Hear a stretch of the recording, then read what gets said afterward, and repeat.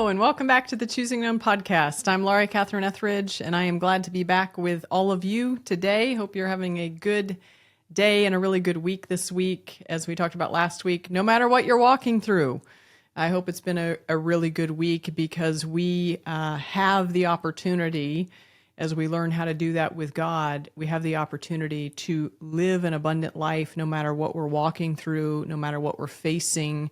No matter how hard it is or how crazy it is, we get this chance to live the abundant life as we live with God and as we learn how to live with God.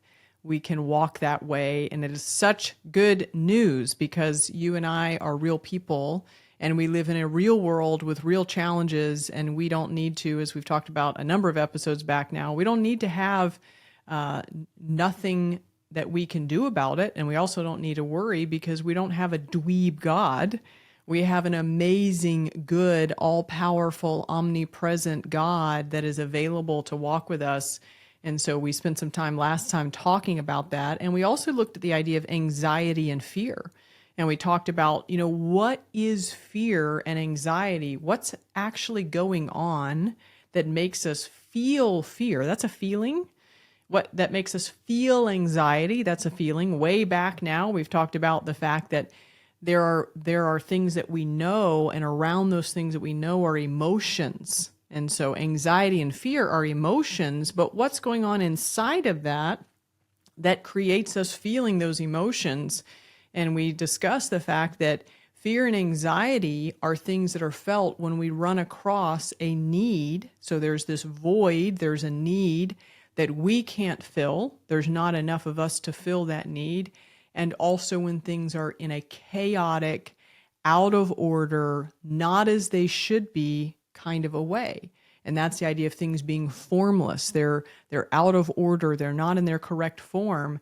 And when we run across those things, we will feel fear and we will feel anxiety, small to massive quantities of fear and anxiety. And especially if we have both of those things, a need that's bigger than us and things are out of order, we're going to feel a lot of fear and anxiety. And we want to know, as a real person that bumps into those things in the real world, how can we live the abundant life when that happens in our life? And so we talked about that quite a bit last time. I encourage you, if you didn't hear that episode, you may want to go back and hear it because there's some valuable pieces there that I won't touch on today. But we're going to jump into a story today that has to do with void. When things are void, there's a need, it's bigger than we are. What do we do in that circumstance? How do we handle that? Because we're about that. We're about learning how to do that. And so this story comes out of John 6. There's a number of verses here. Just as you hear me say often, let this thing come and wash over you and be felt, and just put yourself into the story, because the Bible is made for us to experience, not just to read it like words on a page. We're supposed to let ourselves get in that story and feel these things and experience these things because it's here to transform us.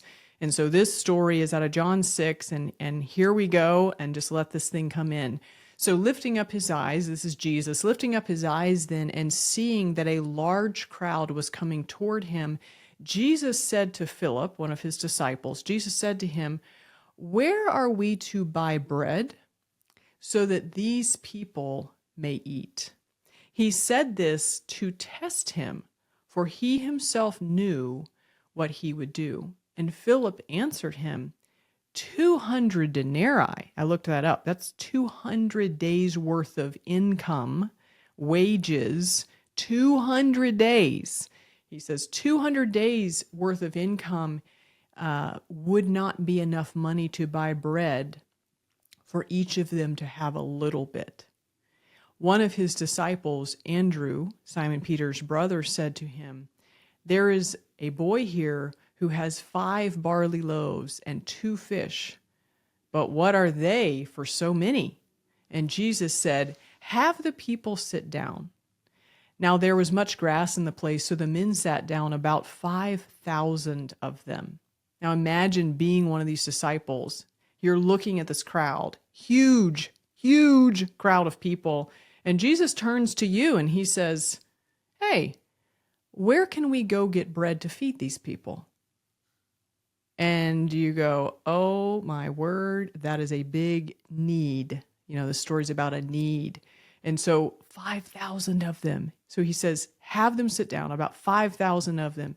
And Jesus took the loaves, and when he had given thanks, he distributed them to those who were seated. So also the fish, as much as they wanted. And when they had eaten their fill, he told his disciples, gather up the leftover fragments that nothing may be lost. So they gathered them up and filled 12 baskets with fragments from the 5 barley loaves left by those who had eaten. What a wild story. So here are these disciples. They're with Jesus. This massive crowd comes their way. And Jesus turns to his disciple. Let's imagine, he turns to us and he says, where are we going to buy food to feed this many people? Where can we go?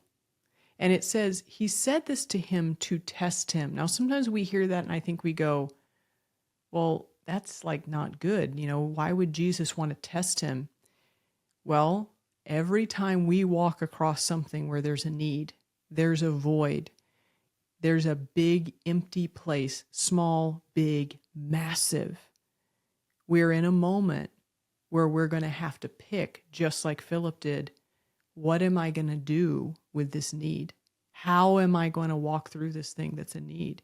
And so Jesus puts Philip in that moment to give him the chance to practice. How is he going to do that? Is Philip going to do that in his way, or is he going to do that in the abundant life way of realizing and learning he can turn to the Lord? And so Philip, though, he goes to the practical, we've talked about doing things without God, the way that we've had to do it until we realize that God is available to us and we can do life with him. He looks over here to himself and he says, wow, like 200 days worth of income.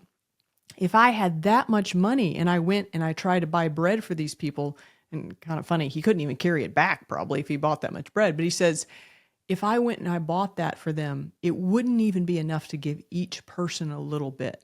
So he's like using the practical, here's how I would navigate it by myself. Here's what I could do. And he's realizing, man, I'm not enough. I don't have enough money. I wouldn't be able to do this. Like I would barely be able to touch this need. That's how big this need is. And one of these other disciples says, well, here's a few loaves and a few fish, but what are they? So they're recognizing in the practical, there is a huge need here. There is nothing that we have available to us that could fill this need or be enough. And Jesus shows them, he shows them, if you want to live the abundant life, you can. And he wants us to be able to. And how does he take care of this need? How does Jesus fill the void? He fills it, like we talked about last time, out of himself, out of God himself. Jesus was the Son of God, and he took what was physically the loaves and the fish, way not enough, nowhere near enough.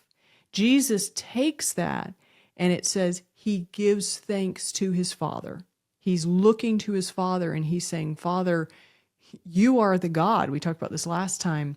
You are the God, Abraham said, that makes something out of nothing. And you bring dead things back to life. And you are the God, we also talked about these verses last time, that when the earth was formless, there was no structure and void, there was nothing there. It was a gigantic nothingness. You created the heavens and the earth. You created that out of yourself. And so Jesus takes this little bit of somethingness, in this case, some loaves and some fish, way not enough for the need, and he looks to heaven, to his Father. He looks to his Father and he thanks his Father. Why does he thank his Father? Because he's looking at the God, the Father, that can make something out of nothing, that created the heavens and the earth out of himself. And he's just lifting that up and he gives thanks.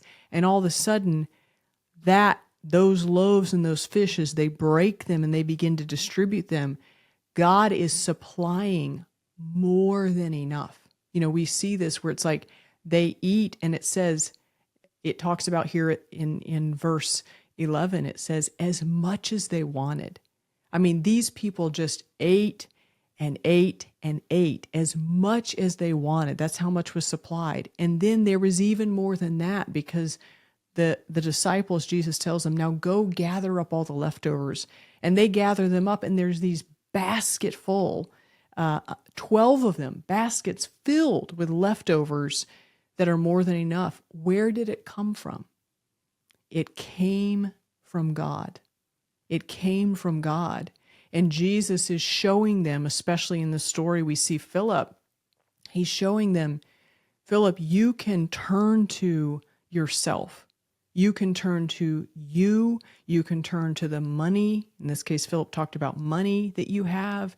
You can try to fill needs out of yourself, or you can take what you have. We have this other piece here where Andrew gives to Jesus the loaves and the fish. You can take the little bit that you have when there's a need that's way bigger than you, and you can come to God and you can give it to him, and you can look to him to supply the need, to fill the void, because he is the God that makes something out of nothing.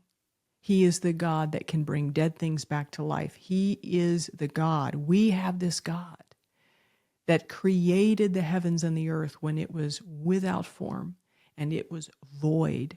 And it was, we've talked about this, the opposite of God is nothing. When there was nothingness there, God created it. We have that kind of a God with us.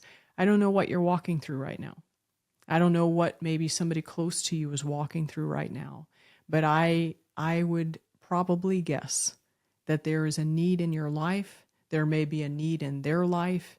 You're probably aware of multiple needs, and you're not enough to fill them. And that creates anxiety for us usually. That can create a little bit of anxiety. That can create a lot of anxiety. That can create fear and terror. And I hear this a lot from people I talk with, panic attacks, all of that. And it can come from this place that I have a need and I am not enough to fill it, and I can't fill the need. And you know what? Of course you can't. You can't. And I can't. I'm not God. You're not God. There is no way that I can fill all the needs in my life that are way bigger than me. Why? God never intended for me to do life that way. God created the world in such a way that the original plan, we've talked about this lately, was that I would do life with him. I would do life with God. That was the plan. And so if there's me who could not even begin to touch these needs, and I'm walking with a God who is, we looked at this last time, who is like this. I mean, look at all these names of God and promises of God and attributes of God and characteristics of God. And they can't even all fit on this page. That was one of the hardest things in creating this. It's like, where do you stop? Like, you can't even get them all on the one page. We just put a bunch on there. And then we had to stop because you can't even begin to get God defined. He's so big. He's so incredible. He is so everything, which is the opposite of nothing. Here he is, that God designed the world. He designed you. He designed all of this that we would do life with him. And so when we come across these things, just like Philip did, and we are going to face them probably every week, often every day, a need that's bigger than me, then I'm going to have a choice to make. We've also looked at this diagram, the return. Am I going to do this by myself? Am I going to try to fill this need with me and with my resources, my money, my abilities, my time, my know-how? Am I going to try to do it by myself? And I'm probably going to be feeling fear and anxiety and maybe panic attacks and maybe terror and a lot of stress. Am I going to try to do it that way? Or am I going to do life with God, the return?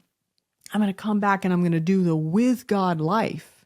I'm going to live the abundant life that Jesus talked about, where I have the God with me who makes something out of nothing and brings dead things back to life. That's the God that walks with me. That's the God that wants to walk with me so that I can bring to him the little bit that I have, me, and the little bit that I have. Maybe it's a couple little loaves and fish, as I sometimes smile and say in my prayers, God, I pretty much have a peanut butter and jelly sandwich to offer you in this situation. Like, that's how much I have to bring to this. Just a little bit of cheap white bread peanut butter and jelly sandwich. And I bring that to him and I say, Father God, it's not me that can fill this need.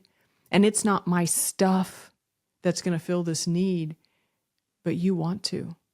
You're the God that wants to. And I come to you and I turn to you, the God that can make something out of nothing, the God that can bring dead things back to life, the God that when the earth was formless and void, you created the heavens and the earth. And I'm going to look to you in this circumstance that is a need that I'm facing. And I'm going to, as Jesus wanted Philip to, I'm going to pass the test. Because what's the test about? The test is about, do I do it by myself or do I do it with God? And as I do it with God, do I find God, the with God life, as Dallas Willard calls it, the God that is with me, this God, look at all these attributes in these names. This God is with me, and I'm going to turn to you, God, and I'm going to trust you, and I'm going to cry out to you. And you know what is so amazing in the midst of that place? Is that even though maybe the need has not been fixed yet, the need in my life, the circumstance in my life, I can rest. I can have peace. I can trust that God loves me. God wants to fill this need. He's going to. I'm trusting him. I'm turning to him. And he is going to. And even while I'm waiting for and watching that need be fulfilled, I can begin to have peace, not fear, not anxiety. I can begin to have peace. I can rest. I can sleep at night. I can relax and realize God is going to help me. He is going to supply this need if I'm doing it with him, if I'm looking to him, if I'm trusting him. He can, he will, and he wants to. So I want to encourage you this week, continue to notice that about how fear and anxiety works. Continue to look. We're spending today really talking about when there's a need, when there's a void, when there's emptiness, when I'm not enough, when I don't have enough, when somebody in my life doesn't have enough. Are we going to look to ourselves? Are we going to look to what we have? Or are we going to take what we have and take ourselves and then come to God to supply all of the rest that is needed out of himself? Because that's the God we get to walk to, and we get to walk with. And that is what living the abundant life is about. And you know, that's way more exciting than having a peaches and cream life where everything is perfect all the time. We get to have the adventures of a lifetime and over again see God at work and God at work in our life. We get to have that if that's what we want to and that's how we want to live.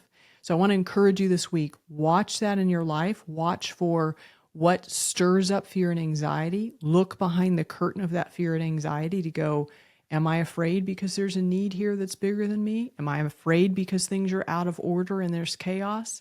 And then decide in that moment, do I do it alone or do I turn to the Lord and do I invite the Lord into this and do I ask for his help?